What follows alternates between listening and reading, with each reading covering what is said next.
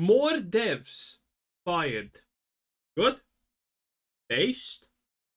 You're about to witness the rise and the massive and insane fall of a studio. This whole thing is wild. Now, I'll start with a question. Do you know the feeling whenever you're playing a game, it wipes all your progress, and then it asks you to pay for stuff that you already had? I actually don't, because that's No. not normal. But it is what basically happened to the players of Dauntless. Dauntless being a game made by Phoenix Labs. So imagine pouring hundreds of hours into a game only to basically have that. The hundreds of hours I spent building up everything I had all gone with one update for the second time with this game. Man, maybe you should have quit the first time this happened. Wow. Just after it finally came to Steam. Wow. Erased overnight. What went down was not a misstep, it was a full-on betrayal that left that game's community reeling. But it did not happen for the traditional super corporate reasons. The story behind it is absolutely That just makes that even stupider. wild. And it's funny to think that this all started with a $150 million acquisition. But where it would end is crazy, because as it turns out, selling your soul to the crypto bros wasn't really the shortcut to success that some people thought it was. This whole thing's wild, so let's do this story. Crypto bros that actually had real tangible money? I mean, do we even call them crypto bros if they're not poor? Back in 2014, a bunch of Riot Games staff basically decided they'd had enough of things at the big leagues and they fancied a crack at going indie, but going indie with a big scale. So they founded Phoenix Labs and they had a simple philosophy, which was small teams, big games. And this is something that should have worked because these were experienced developers and they were well-connected people.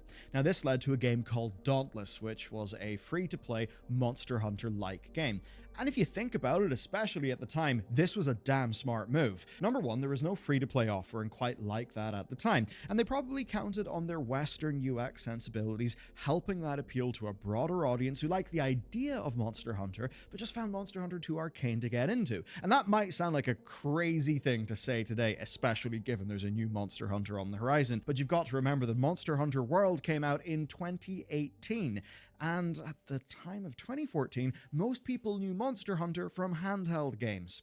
And you know what? This plan actually worked. When Dauntless hit its open beta in May 2018, it To be fair, yeah, sounds smart. didn't just do well, it properly exploded, so much so that by July, they had racked up 2 million players. Now remember, these are ex-Rioters. Wow, that is pretty good for something that looks like a Fortnite ripoff, honestly.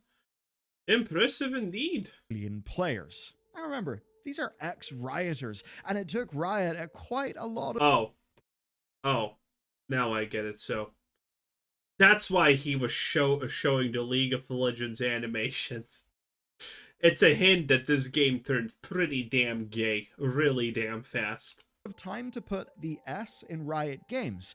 Phoenix. Oh, look at that! Man, I love black characters so much. Did you know that blacks can only have this particular haircut and nothing else? Dreads are the only thing. If not, you're not black. Ah, such beautiful stuff. Phoenix didn't want to do that, so in 2018, Phoenix made two big moves. First up, Dauntless launched as an Epic Games Store exclusive. Now this was a risky thing in some ways, it was certainly limiting, but they were still posting humongous, big player numbers, and they got a big bag of cash from Epic. That could not have hurt. They then acquired Bot School Inc., which is basically a studio, and... What is this? Ivy Taylor. Dauntless developer Phoenix Labs has acquired game... Okay, is this, Because I'm having my doubts, you know, boys? I'm having big doubts about what the hell is this. They would help with a cross-platform release. And for most people, that's really as far as the Phoenix Labs story goes, right? Like, you've probably seen Dauntless. They hit 30 million... Do you think Bellier is someone who considers the myth of the feminine penis real? I think so. ...players by 2022, but haven't really heard that much else. You'd think it's mission accomplished, but no. Lots of things would begin to go very badly indeed. What I just covered is what the gaming audience broadly knew, but I left out a small little detail. The 2020 investment of $150 million from Garena. Garena are a fun bunch, and they're a subsidiary of C Yeah, I called Garena, but I'm pretty sure it's supposed to be Garena. Group. We'll get into them soon. And this is a little bit of a turning point for Phoenix Labs. You see, like many, Phoenix Labs was venture backed at the start, and for the VCs, this was absolutely great, like a big investment came in. As for Phoenix, though, this should have been a good thing as well. Garena basically saw Phoenix Labs as their ticket to the big leagues of PC and console gaming, and Phoenix Labs probably saw loads of dollar signs. They already had a big successful game, and this was their chance to expand their reach into South America and Southeast Asia. And it must have helped that C Group were, in fact, the regional publisher of League of Legends in that space, so there was obviously contacts. But as it would turn out, regular corporate cynicism would actually have you underestimate just how badly things were going to end up going. But things would not collapse instantly, so here's how it went down. Now, Garena's bread and butter, of course, is mobile gaming, and they wanted Phoenix to be their sort of go-to core game developer. Dude, I remember when Garena was actually used to play Dota. Yeah, Warcraft 3, it was a Dota alternative. And, well, for other things, slightly, I guess, but mostly Dota. There was something else that Garena was really popular for, but I can't remember it. Developer moving into PC and console. The problem there is there's an obvious clash, right? Garena is mobile. In experience, yes, but also in terms of mindset, lessons learned, all of those things. And I think this was bound to cause friction. But it's fair to say that Phoenix certainly did not help matters. By now, Phoenix had 10 games in development, and that might sound kind of insane. One company, 10 games simultaneously, but I'll assume that they knew not. It sounds not insane, but virtually impossible unless it's all mobile crap. All would be winners, and that this was actually their strategy. They said, small teams, big games, so it must have been all to fit that mantra. And there are broadly two ways to read this. I imagine it's a bit of both. One way to read it is, they get investment, the investor has high expectations, maybe too high, and they're unsustainable. Another is simply that Phoenix Labs' leadership had just received a shitload of money, they had a winning game in the form of Dauntless, and they got a little bit too big for their boots, too ambitious. But what we know, as we fast forward to our... By the way, who here has actually heard of Dauntless? How many of you are fans? How many of you even knew that this is a thing? 2023, just after the 30 million player milestone for Dauntless, things would start to look a little bit dicey. The problem with that investment is that Garena themselves had a year of lower returns that we do not believe were the fault of Phoenix. Digital entertainment revenue in the fourth quarter of 2023 fell for 46.2% to US blah blah blah from blah blah blah. Okay, is that how you write percent? I have never written percent. There's no way. Let me Google that. Percentage. Yeah, it's spelled together. What the fuck is this? I never had. I never almost have to use that in words. So, wow. Anyway, in quarter 4 2023, the full year revenue reflects a similar slide with blah blah blah down. Okay, so year over year they have lost 44%. That is 70% revenue loss in literally 2 years. That is fucked. That is really bad. Phoenix Labs. They were doing other things, all those mobile things. So because Garena had lower returns, they decided to shift their focus back to mobile and back to regional licensed titles. And that meant spinning off, getting rid of Phoenix Labs. That means it's less that Phoenix Labs failed and more that they no longer fitted the new strategy. Now this is where the comeback story could have began.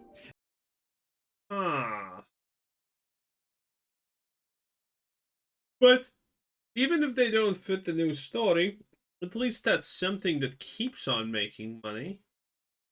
Doesn't make a lot of sense to sell it unless you're super confident and you're winning. This is where things really could have turned bright. A new era, more oriented towards their mission, where somehow they find money that believes in them. And that is how Phoenix Labs framed it when they talked about what happened next. They revealed that they were going private, with investors backing management. This seemed really good, but there was something a bit curious. Nobody really knew who those investors were. It was very much kept hush. And it's now that we reach the point in this video where the bad news gets worse and the rate of decline will only hasten. Layoffs, dead projects, and crypto. Things really did take a public and rapid turn. Here's the... Every time I hear the word crypto, I'm shuddering. Let's see how my Bitcoin is doing, by the way, just for testing purposes. Wrong login. Wait a minute. And login screen. Insert password. Did that. Amazing. 10 out of 10. Crypto. I'm up 20%. Yay. Does seem like much, but I already cashed in one time, so it's good enough, boys. Okay. Crypto is the long-term shit. Okay. It's not about now. Again, all investment is not about becoming millionaires now. It's about, make a solid return in a year or two. The report from Game Developer, and this revealed that Phoenix Labs' new backers were, in fact, Forte, a blockchain company that raised $725 million in 2021. But what's a little more curious is who the money was raised from. C Capital, the same people. Oh man, Pirate Software would be so mad. You can't have blockchain games. They're a ledger. I don't know what a ledger is, but they're a ledger. That means you can't fix anything. Oh boy. People I talked about earlier. C Capital are a Singaporean tech conglomerate. They own Garena, or the previous bunch who owned Phoenix. And now he called it the fucking... That's like almost Garner. Well, what's next? Like, you're gonna call it like a fucking sea dish? That meant that Phoenix Labs had went from one subsidiary to another company that the subsidiary's parent had heavily invested in. And of course, C also published League of Legends in Southeast Asia, which certainly makes you think, who knew who? How did all of this happen? And the troubling thing here is how weird things are about to get, but how little nuance we have on the actual deal, and how little public reporting there has been.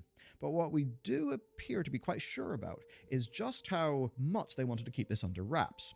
Back at Phoenix Labs, new hires were allegedly left in the dark as to their new owner until after they signed paperwork, and existing staff were allegedly told to keep quiet. Now, we did get a PR response after... Yeah? That kind of does make sense, yeah? After Game Developer broke the story, but it's one of those PR responses that is so weak that it basically tells us what's up. I'll quote it directly. The acquisition was not announced, but I don't think there was a formal policy around disclosure. That absolutely does sound suspicious, and to make it even more suspicious, well, co-founders of Phoenix Labs had been leaving since early 2023, and along with this deal, the CEO and CFO of Phoenix Labs would step down, with the CEO staying on as an advisor. And certainly, there are raised... Oh, that guy's just milking it. Eyebrows here, even thinking about the LOL connections, what sorts of deals were made, and just why these things were so secret. Now, with the current CEO standing down and moving... Dude, they're gonna fuck up. Good. Okay, Arcane Season 3, too, was already not the greatest, okay? I kind of liked it. I'm not gonna critique it that hard. But, listen. Are born the bestest ever Mel... literally Ray Skywalker 2.0 of the Riot universe. Not great. Not great. Standing down and moving. And yes, her power is literally to be black. Okay? It is what it is. To an advisory role, they needed a new one. And a new one was parachuted in from a blockchain subsidiary that was owned by Forte, the people who just acquired Phoenix. This is already bloody strange, but it actually only accelerates from here. December 2023 saw 34 layoffs, and by this stage, things were truly dire. And the last remaining hope for the company was something called Project Dragon. Now, Forte saw blockchain potential in Project Dragon, so they really pushed that project. And they basically said, look, if you guys get funding for this, we're going to back you. Which, yes, does mean Forte were actually not willing to fund the development of that game. Staff were told to find funding within 3 months. But, of course, by the time this is all going down, game funding had, to say the very least, shrank humongously. Dragon, of course, would not find a publisher, and that led to May 2024's big Zoom call. On this Zoom call, 150 staff were laid off and 3 projects were axed. Now, Project Dragon was the last big hope, and the wild thing is, Dragon died weeks from a planned early access release. Weeks. That left them with only 2 things. Another game they had developed called Fae Farm that basically doesn't appear to. That means it was complete shit, by the way. That means it was the most undercooked thing ever, okay? Makes new studio, make one good game makes money, decide, hey, I'm gonna be retarded and spread my eggs over 1 billion baskets, but there's only 1 egg. Not smart, okay? Spreading 1 egg over 1 million baskets is the same stupidity as putting all of your eggs in 1 basket. But arguably, at least in the games industry, that 1 basket is kind of better than, 1 million smaller baskets. Because most of the time, those 1 million smaller baskets don't work. You're a small company. You need to literally rely on the fact that your shit is good. Otherwise, people are not going to like it. You don't have name recognition. We've really made much of a dent, and of course, Dauntless. By this stage, Phoenix Labs had been gutted. It was a shell of its former self. And to steer them forward, they did in fact not have a CEO. Now on paper they did, right? The CEO that Forte moved in from one of their subsidiaries. But it wasn't there. Not because he quit, rather because he reportedly vanished. Just vanished in 2024. And so what happened is this. Wasn't this a Malaysian company? That kind of does make sense slightly. Servers for Dragon were shut down, cutting off staff access, and what would then happen after that is one of those things where, necessity can be the mother of invention, but the launch of Dauntless onto Steam involved inventions that would backfire. They invented the wrong things entirely. By now, we're approaching the end of 2024. Phoenix had 1 win in its history, Dauntless. Dauntless was still fairly big, but for all of this time, it had lived on the Epic Games Store. That exclusivity ended, and that gave Phoenix Labs their last chance, a Steam release of Dauntless on December 5th, 2024. Get that right, and maybe they could turn things around, and they could save what was left of the company. But to whet your appetite, it has a 17% user score right now. And that's because Phoenix... That is impressive. ...really did go for the mother of all Hail Marys. A complete business model overhaul and accompanying changes that essentially... Why? You're on the Epic Store. You don't need to change shit. That just means they went more greedy. Wiped player progress. How does this make sense? Weapons, gear, player levels, stuff that people had grinded out no longer mattered. Now, this update was apparently so grand that players would need to relearn the game, and that's why it was effectively a reset. But of course, those who tried rapidly learned that, the monetization was much worse. Weapons and cosmetics that people used to unlock through gameplay were now locked behind premium currency, behind loot boxes, and battle pass paywalls. So was this a blatant and shameless cash grab? I think the answer is... Yeah, it obviously was. This is so stupid. So you have a game that's successful, it's on the Epic Store, which means bad. Then you have the ability to go on Steam, your game is successful, people like it, and now you're like, okay, we're gonna try and cash grab? That is so stupid. Because, you can just launch a normal launch, wait a month, if it's shit, then they do the blatant cash grab. Which is still gonna fail if it's shit. Is absolutely goddamn yes, but we can also understand why. just look how screwed this team had been over the former 2 years. And to communicate to you just how bad and just how much of a betrayal these changes really felt, here's a quote from Jessie Lee Gagnon, who really did not mince her words. She's a former developer on this game. Quote, Dauntless today is no longer free to slay. They've gutted the core gameplay and crafting mechanics. The essence of the Slayers has been, in fact, slayed to ribbons. That is absolutely damning. That is absolutely lame. Jesus Christ. Which 13-year-old girl got wannabe wrote that shit? Now, it would not be long until the damage control. Mid-December saw them issue a public apology promising to make things right and to compensate players. Everyone knows this is a lie. Oh my god, this is such a blatant lie and everyone knows it. What are the chances? Who believes this? Do you believe this? No, you don't. Everyone knows this is a lie. Oh my god, these apologies. Why even apologize? You're just admitting fault at this point, and everyone knows that. Like, everyone knows your shit. You're admitting your shit, and you're apologizing for fucking it up, but you're not actually gonna try to unscrew it. That's the worst part, and I think everyone knows it. But the thing is, in order to make things right, they'd actually need developers. But unfortunately, that is one of the many things that, by now, Phoenix Labs no longer has. As January 2025 drew to a close, we got the nail in the coffin. Reports that the, quote, majority of the studio had been laid off. And as it stands, Fae Farm, their other game that just doesn't... I mean, it wasn't awful, but it didn't really move the needle.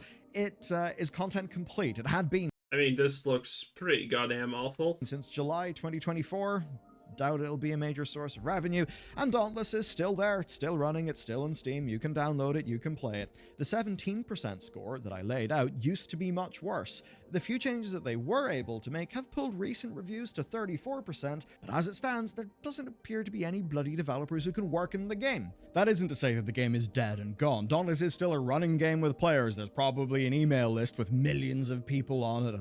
Okay. Dauntless Steam DB. Let's see what we can get. See what we can see.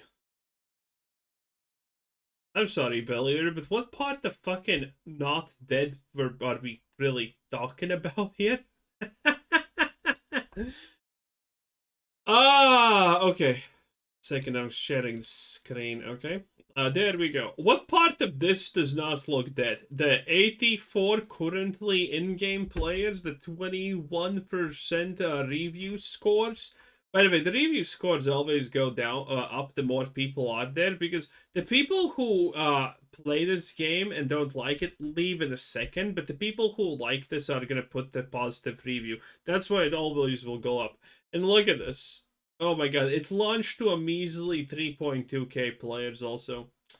That is not good. How fast did it lose players? Okay, let's see. December 5, 3.2k. December 6th, oh Jesus. Starfield bled out less. Dragon Age Railguard was better. Avowed performed nicer. Holy, so effectively... Day 3, dead. Wow, that is impressive, okay? That is impressive. Very cool, very cool. And all of those Steam users. So it is possible the Dauntless could be sold off to another company. It could be turned around, but we have to be realistic, and being realistic, that's probably it. And so it's weird when you wrap the story up. Phoenix Labs implies, a wing. There's nothing weird about it. Again, the main problem is the fact that they went open market, okay? They could have continued, like, the thing with the Epic deal is, I don't know when this was made, but the thing with Epic is they just try to fucking pay everyone a bunch of money so everyone uses Epic. Similarly to, what's it called? It came before Kick, the streaming platform, Mixer. That one, that sounds like a failed dating site. That's very gay. They tried to do the same thing. So this developer got a lot of money from an Epic exclusive, right? And then they just went public because they wanted more money. And then they decided, hey, we're gonna make 10 fucking games, all with no developers. And maybe some of them are not gonna be shit. That is so bad. The fact that you pivot to 10 goddamn different games is insane. It's very easy to say that, yeah, like, 5 of those games are guaranteed to be 0 out of 10. And the rest don't have a lot of hope anyway. Okay? If you make 2 games, that's fine. If you make 3 games, you're kind of fucking stretching it there, Jorge. But 10? You're literally asking for destruction. You're literally begging for destruction. Look at Riot Games. How many games do they have in the making? And yet they're a billion, trillion, quadrillion dollar company. Look at how many games Valve makes. 0. And they are a billion, gajillion dollar company. It just makes sense to not make a billion games. Anyway, that was Billiard 10 out of 10. Bye.